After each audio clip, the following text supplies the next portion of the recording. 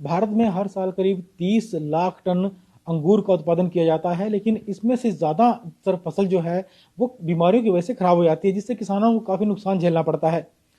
केंद्र सरकार ने अंगूर की फसल को बीमारियों से बचाने के लिए एक प्रोजेक्ट की शुरुआत की गई है, और ये जो प्रोजेक्ट है पंजाब यूनिवर्सिटी के डॉक्टर कश्मीर सिंह को दिया गया है, जो इस प्रोजेक्ट पर काम करेंगे और किस तरह से फसलों को बचाया जाए उस पर ये प्रोजेक्ट केंद्रित रहेगा।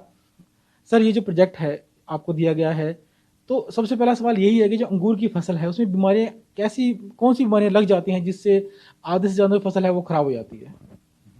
देखिए, इंडिया इस टाइम जो है वो वर्ल्ड में 10th प्लेस पे है in terms of production of जो हमारे ग्रेप्स हैं, अंगूर। तो जैसे आपने बोला कि 3 मिलियन टन हमारे यहाँ प्रोडक्शन होती है, तो फंजीसाइड स्प्रे करते हैं हम लोग। अगर वो स्प्रे नहीं करते तो 50 से 70% जो हमारी क्रॉप है वो ख़राब हो जाएगी। बट क्योंकि फंजीसाइड जो है वो हेल्थ के लिए बहुत डेंजरस हैं, so we are trying to develop the varieties जो अपने आप रेजिस्टेंट हो, उनके अंदर आए। इंडिया में मेनली जो है दो बीमारियां लगती हैं। एक इसको बोलते हैं, एक पाउडरी मिल्ड्यू, एक डाउनी मिल्ड्यू। पाउडरी में क्या है, सफ़ेद सफ़ेद फंगस है, जैसे हम जिसको उल्ली बोलते हैं पंजाबी में। तो फंगस लग जाती है अंगूर के ऊपर, वो उसके ऊपर वाइट वाइट पाउडर उसके ऊपर बन जाता है। पहले पत्तों पे आता है, अगर अंगूर के गुच्छे लगे हैं तो उन पे भी आ जाता है। ठीक है, ये जो डिजीज़ है ये मेनली नॉर्दर्न इंडिया में लगती है, पंजाब और आस पास के रीजन में। और एक है डाउनी मिल्ड्यू। डाउनी मिल्ड्यू में क्या है कि पत्ते में काले काले स्पॉट्स आ जाते हैं, पीले पड़ने शुरू हो जाते हैं, ग्रोथ जो है उसकी स्लो हो जाती है। सेम जो उसके फ्रूट्स आते हैं उन पे शुरू हो जाता है। ये वाली जो बीमारी है नॉर्मली साउथ इंडिया में लगती है। और करंटली जो हमारे इंडिया में है, महाराष्ट्र जो है हमारा, वो स्टेट लार्जेस्ट प्रोड्यूसर है ग्रेप्स का। तो वहाँ पर बहुत ज़्यादा स्प्रे करके फंजीसाइड की बीमारी को कंट्रोल करते हैं। हमारे इंडिया पंजाब में भी जैसे बठिंडा बेल्ट है, वहाँ पर पहले अंगूरों की प्रोडक्शन बहुत ज़्यादा होती थी, पीएयू वाले करते थे। बट धीरे धीरे क्या है कि क्योंकि फसल इतनी ज़्यादा ख़राब हो रही थी बीमारी की वजह से, जब आप स्प्रे कर देते हैं तो फ्रूट छोटा रह जाता है। जितनी ज़्यादा स्प्रे करोगे उतनी प्लांट की जो ग्रोथ है वो कम हो जाती है। छोटा रह जाना या खट्टा रह जाना, उसमें मीठापन नहीं आता था।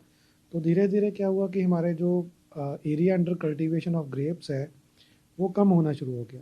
बट क्योंकि this is one of the important crop, grapes है वर्ल्ड वाइड, इसमें बहुत ज़्यादा इंपॉर्टेंस है वर्ल्ड वाइड। जैसे अमेरिका है, इटली है, स्पेन है, ब्राज़ील है, they are spending lot of money on research on grapes.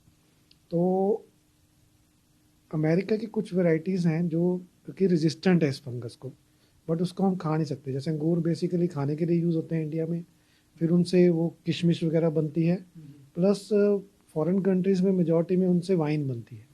ठीक है, वो एक मेन प्रोडक्ट है जो अंगूरों से बनता है, उससे हमें रेवेन्यू बहुत आता है। बिकॉज यूरोप में, ऑस्ट्रेलिया में people they prefer to drink wine as compare to other hard drinks ना।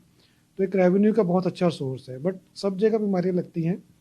तो हमारे इंडिया में भी हम लोग ऑलमोस्ट, एक हमें इससे पहले भी गवर्नमेंट ऑफ इंडिया की तरफ से प्रोजेक्ट मिला था, तो उसमें भी हमने कुछ जीन्स आइडेंटिफाई किए हैं जो हमारे डीएनए में, जैसे हमारे की बॉडी में डीएनए होता है, तो अंगूर का हमने डीएनए ढूंढ के उसमें से कुछ जीन्स आइडेंटिफाई किए हैं जो अमेरिकन वैरायटीज़ हमारे में सिमिलर हैं, तो हम उनको ज़्यादा एक्सप्रेस करके ट्राई कर रहे हैं। सर, एक बड़ा सवाल ये उठता है कि जैसे रिसर्च की जाती है, अब फल के ऊपर आपने रिसर्च करनी है, कितना समय इसमें लग जाएगा, क्योंकि आपको जो फेरबदल करना है फसलों के जीन्स में वो करना है, फिर उसके बाद आपको उगाना है उसे, फल आने तक उसका इंतजार करना है कि बीमारी लगती है या नहीं लगती है, तो समय कितना लगेगा और जो प्रोसेस है रिसर्च का वो कैसा रहेगा।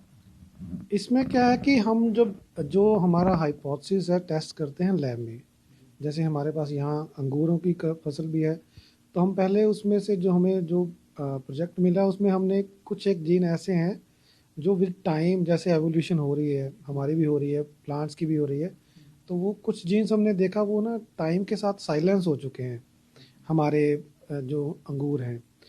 बट जो अमेरिकन वैरायटीज़ हैं जो रेजिस्टेंट है उनमें अभी भी वो एक्टिव है। तो हमने क्रॉस करके उनको चेक करना है कि क्या वो वाले जीन्स जो अमेरिकन वैरायटीज़ में एक्टिव हैं वो क्या हमारे वाले में हैं। अगर हैं तो क्या वो एक्टिव हैं कि साइलेंस हैं, पहले तो हमने ढूंढना कि वो हैं। अगर हैं तो वो एक्टिव हैं कि नहीं है। अगर एक्टिव हैं फिर भी हमारे अंगूर जो हैं वो ससेप्टिबल क्यों है फंगस को, वो हमें फिर कारण ढूंढना पड़ेगा। तो हमने अभी तक, क्योंकि ये जो पाउडरी मिल्ड्यू है कोई सीधी सादी मतलब बीमारी नहीं है, it is a complex state, इसमें बहुत सारी चीज़ें इन्वॉल्व है एंड इस पे बहुत सारे कंट्रीज काम कर रहे हैं एंड अभी तक सब लोग ट्राई करते जा रहे हैं। मतलब जैसे मैं 2009-10 में अमेरिका गया था, तो हम लोगों ने वहाँ अंगूरों पे काम किया था, तो from there I click this idea. फिर हमने यहाँ के भी देखा कि हाँ हमारे अंगूरों में भी सेम प्रॉब्लम आ रही है जो वहाँ पर आ रही है।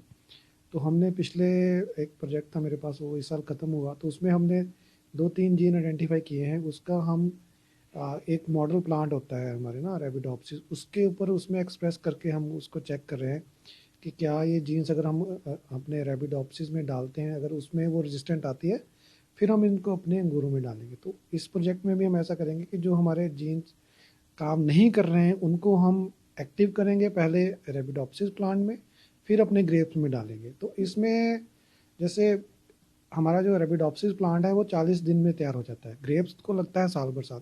तो अपना जो हम जीन्स हैं वो टेस्ट कर लेंगे उस पर, ताकि फटाफट हमारा टेस्ट हो जाए साल 1.5 साल के अंदर, फिर हम इसको अंगूरों में शिफ्ट करेंगे। तो इसके लिए फिर पूरा जो फसल है वो किसानों के लिए बीज बनाने पड़ेंगे, उनको एक लंबा समय लगेगा किसान तक पहुंचने मार्केट में आने में इसको टाइम लगता है, बिकॉज जब हम टेक्नोलॉजी बनाते हैं फिर उसको टेस्ट करते हैं, 1-2 साल हम लैब बनाने के बाद लैब में टेस्ट करेंगे, फिर फील्ड में टेस्ट करेंगे, फिर गवर्नमेंट ऑफ इंडिया से अप्रूवल लेनी पड़ती है। तो नॉर्मली जब भी कोई क्रॉप तैयार होती है उसको मतलब शुरू से लेके 8 से 10 साल लग जाते हैं मार्केट में आने पे। तो हम ऑलरेडी 3 साल से कर रहे हैं, तो होपफुली 4-5 साल में और हम लोग सोच रहे हैं कि बन जाएगा, हम मतलब फंगल जो रेजिस्टेंस हम डेवलप कर लेंगे अंगूरों में, क्योंकि हमने काफ़ी सारे फैक्टर जो आइडेंटिफाई किए हम सबको क्लब करेंगे। तब हमारा ये मतलब माइंड में आइडिया चल रहा है कि जब उनको क्लब करेंगे then we will be able to raise that, हाँ कम हो जाए। दूसरा ये है कि अंगूर जो है वो सीड से नहीं, वो स्टेम कटिंग से चलते हैं। तो अगर हमारा एक पौधा बन जाता है तो हम उससे स्टेम कटिंग से मल्टीप्लिकेशन रेट उसका तेज है, उसकी ग्रोथ फास्ट होती है अंगूरों की, साल के दूसरे साल ही वो मतलब अंगूर देना शुरू कर देते हैं। तो कंपेयर टू अदर क्रॉप्स इसमें इतना ज़्यादा टाइम नहीं लगे। बाकी में जो सीड बेस्ड क्रॉप्स हैं उनमें सिलेक्शन में बहुत टाइम लगता है, आपको 2-4 जनरेशन तक देखना पड़ता है कि क्या वो फीचर आ रहा है कि नहीं आ रहा है, फिर आप करते हैं। बट अंगूर क्योंकि वो कटिंग से लगती हैं तो उनको इनमें फ़ायदा रहता है कि आप जल्दी इसको मार्केट में लेके आ सकते हैं। हाँ जी। तो ये थे डॉक्टर कश्मीर सिंह, इनका कहना है कि प्रोजेक्ट जो दिया गया है सरकार की ओर से जल्द ही उन्हें पूरा करने की कोशिश करेंगे। कुछ जीन्स हैं जिनके डीएक्टिवेट होने से जो ये बीमारियां अंगूरों को लग रही हैं, अगर उन जीन्स को किसी तरह एक्टिव कर दिया जाए तो अंगूरों को उन बीमारियों से आराम से बचाया जा सकता है। ईटीवी भारत के लिए चंडीगढ़ से विजय राणा।